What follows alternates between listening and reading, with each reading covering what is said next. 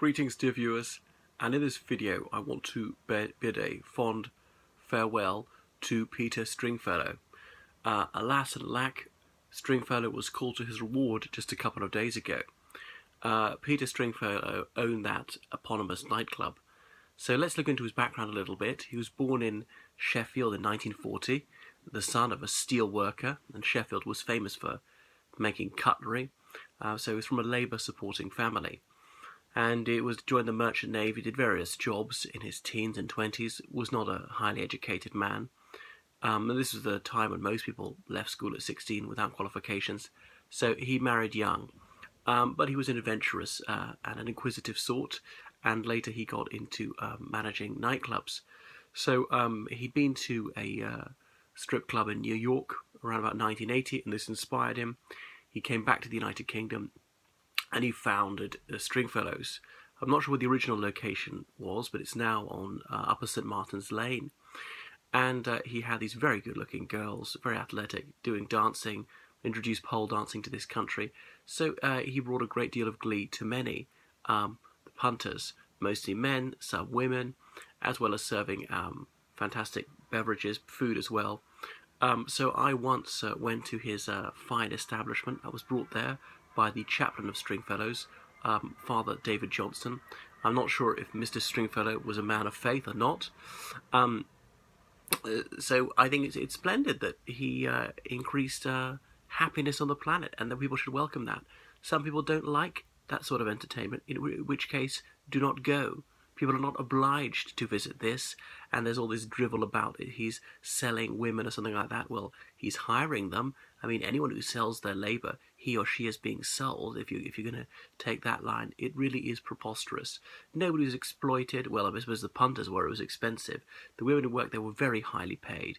So they want to make money by dancing, by using their sexuality. There's absolutely nothing wrong with that.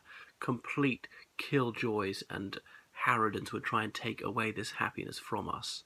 And it's despicable that people would try to deprive us of our rights.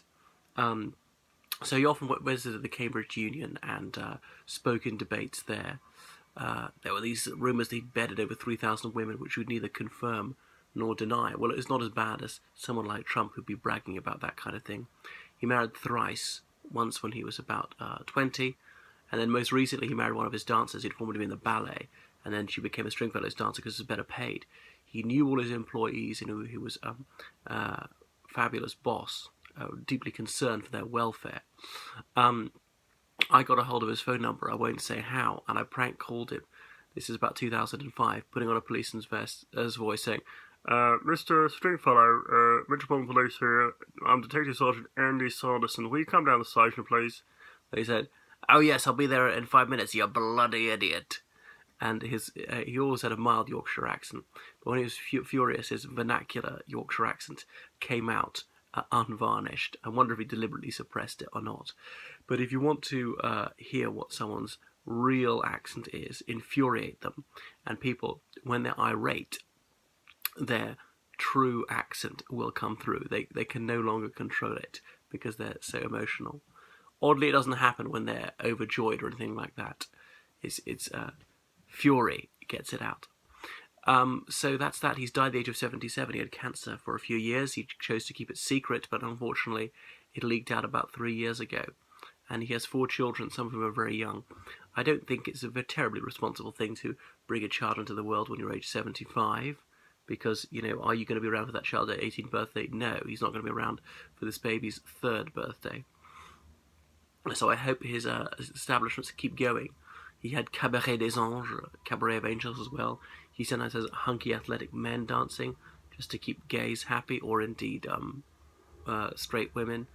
And he had a few of these pole dancing places. I think his main rival, Spearmint Rhino, has gone to the wall, as in hot and horny. That's why it's called Spearmint Rhino. He had clubs in Paris and elsewhere. I'd heard of Stringfellows when I was 18, and I wasn't quite sure what it was. But there we are. So he's gone to his reward. Ave atque vale, Peter Stringfellow.